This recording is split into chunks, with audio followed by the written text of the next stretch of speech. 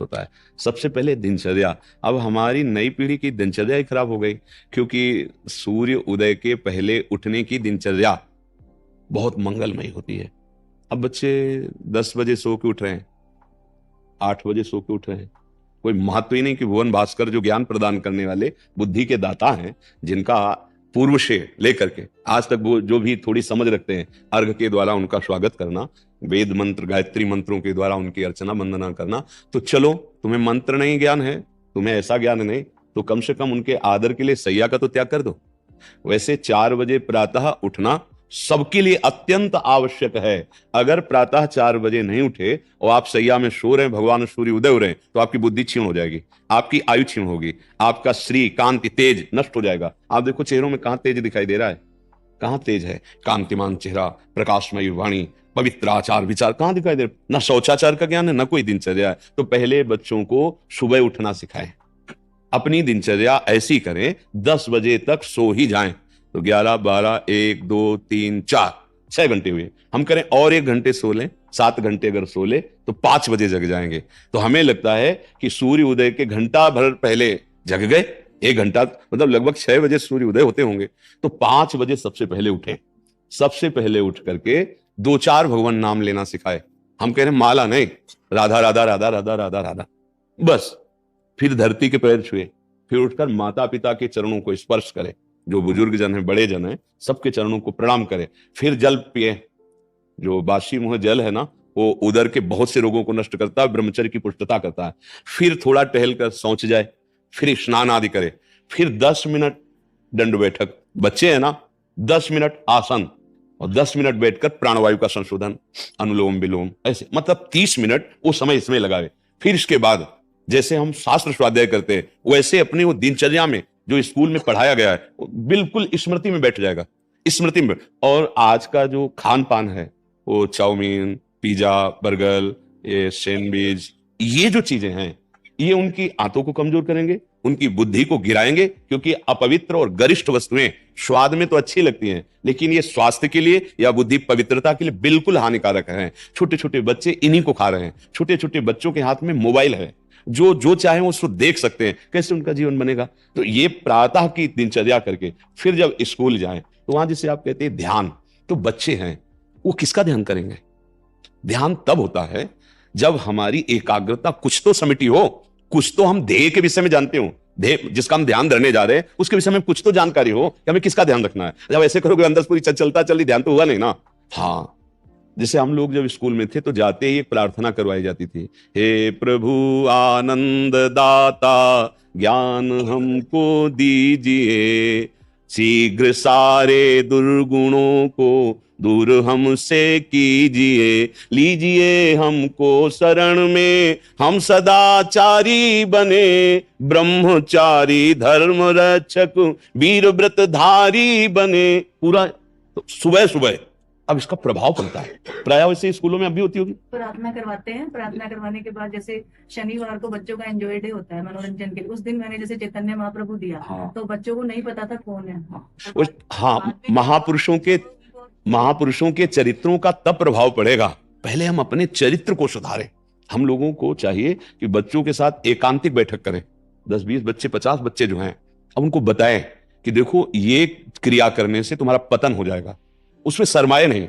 जैसे डॉक्टर अगर हमारे अंगों को देखकर शर्माएगा तो ऑपरेशन ही नहीं कर पाएगा। वो छोटे बच्चे हैं, वो गलत बच्चों की संगति से, अब आप बहुत बड़े महापुरुष का चरित्र बता रहे हैं, लेकिन बच्चों के संग से वो गंदी हरकतों में जा रहे हैं, वो गंदे व्यसनों में पड़ रहे हैं। पहले उनके चरित्र को हमें देखना होगा।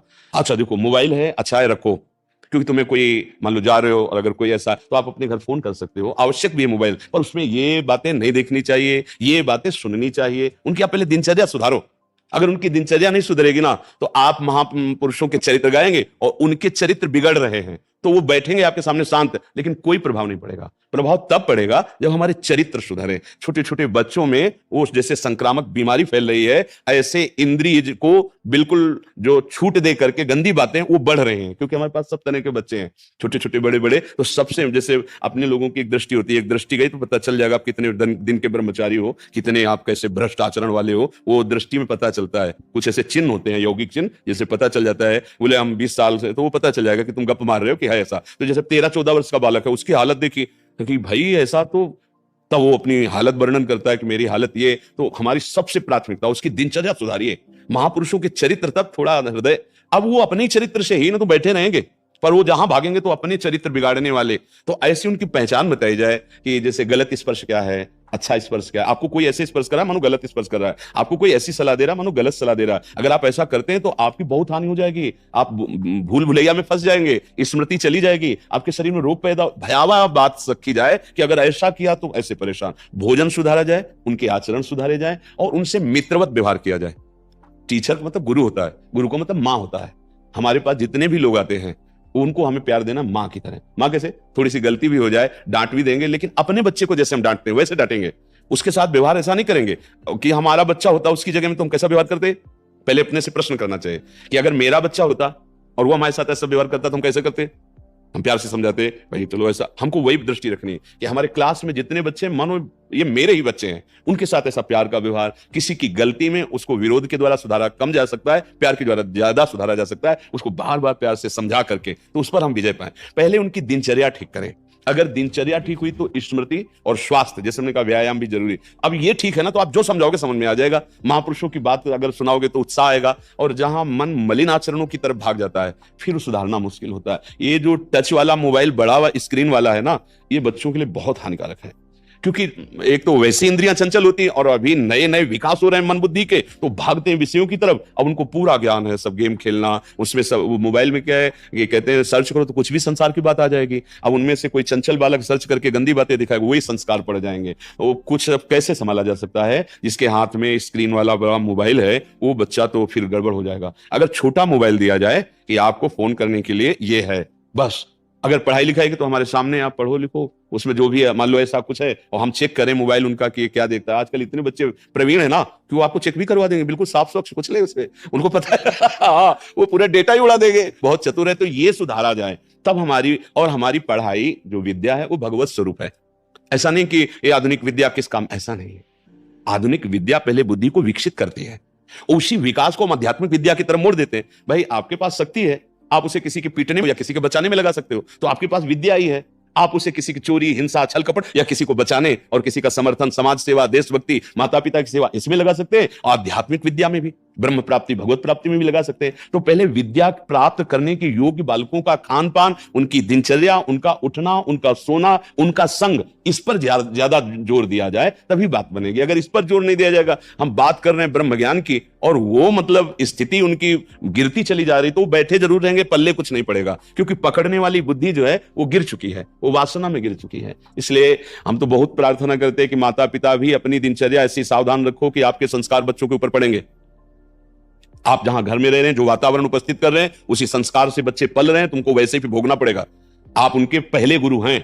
आपको कुछ बातें ऐसी सावधानी से रखनी है अपने जीवन की जो उनकी दृष्टि में ना आवे, जो उनकी दृष्टि में आए और उनका पतन करे, ऐसी बहुत सावधान। अब ऐसे ऐसे मूढ़ पुरुष हैं, ले आओ बच्चा, वो बोतल रखी हो, गिलास रखा है, क्या संस्कार डाल रहे हो तुम पिता हो या उसके शत्रु हो? तुम हंसी मजाक ऐसी बातें, और फिर उन बच्चों को तुम चाहते हो कि देशभक्त बन जाएं, वीर बन जाएं और ये दुर्गुण त्यागी बन जाएं। कैसे बन जाएंगे? पहले आप अपना आचरण, यही सबसे बड़ी कमी है। तो हमें अपने आचरण सुधारने हैं। हमें बच्चों को सुधारने के लिए पहले उनकी दिनचर्या पर ध्यान देनी है। कैसे हमें बैठना है, कैसे हमें बोलना है, कैसी हमारी दिनचर्या होनी चाहिए। फिर उसके बाद विद्या कोई भी पढ़ाओ, उसका प्रभाव पड़ेगा। इसलिए हमारी प्रार्थना है कि बच्चों को हमारी दिनचर्या कैसी होनी चाहिए इस पर सबको सिखाओ। हमारे मित्र कैसे व्यवहार करते हैं तो वो गंदा व्यवहार है, वो कैसा व्यवहार करते हैं वो अच्छा व्यवहार है। कौन सा भोजन हमारा स्वास्थ्यवर्धक है, कौन सा भोजन हमारे स्वास्थ्य की हानि करता है। फिर विद्या पढ़ाओ, जो अपनी दिनचर्या जो आधुनिक विद्या है उसके साथ साथ महापुरुषों के जैसे आप कहते हैं चरित्र बताते हैं। अब ये है कि स्कूल में जैसे अभी किसी ने बताया था एकांतिक में कि वो राम कृष्ण ऐसा कुछ बोला या कुछ ऐसा, तो उसको दंडित किया गया। वो नाम कीर्तन या कुछ है, भला कैसे शुद्धि होगी? भगवान के नाम का विरोध टीचर कर रहे हैं। अगर वो मान लो तिलक लगा के गया है तो सात्विक भाव वाला है ना, तो वो तिलक निषेध कर दो। ये तो मतलब भारत है, यहाँ तो ऐसा तो नहीं है। यहाँ तो बड़े बड़े चक्रवर्ती सम्राट भी ऐसे हुए जो अपने हाँ तो अब ये क्या आधुनिकता फैल रही कि अगर बच्चा सात्विक भाव करके जाए तो उसे थप्पड़ मार दे, वो नाम कीर्तन या कुछ भागवतिक तो उसको स्कूल से निकाल दे, तो फिर कैसे सुधार होगा? कैसे सुधार होगा? फिर तो गलत बात होगी। तो ये हमको भी सुधार करना है, हमारे बच्चों की दिनचर्या पर ध्यान देनी है। हम हर साधक से कहते हैं तुम्हारी दिनचर्या ही तुम्हारा भगवान है। अगर तुम्हारी दिनचर्या ठीक नहीं है तो सब बेकार है। दिनचर्या अपनी ठीक है और 12 वर्ष तक एक दिनचर्या में चले तो सिद्ध हो जाती है।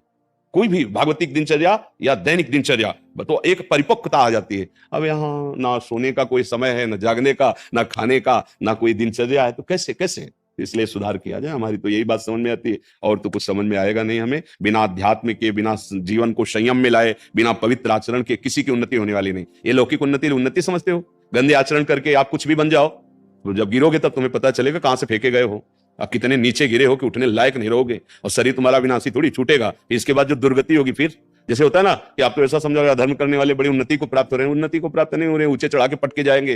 ये ऊंचे चढ़ा के ऐसे पटके जाएंगे किसी काम के नहीं रहेंगे, सारे सुकृत नष्ट हो रहे हैं। अधर्म आचरण करने वाला कभी सुखी नहीं, कभी शांत नहीं हो सकता, कभी वो आनंद का अनुभव नहीं कर सकता। इसलिए गौरव जी। हरिवंश राधा। श्री हरिवंश।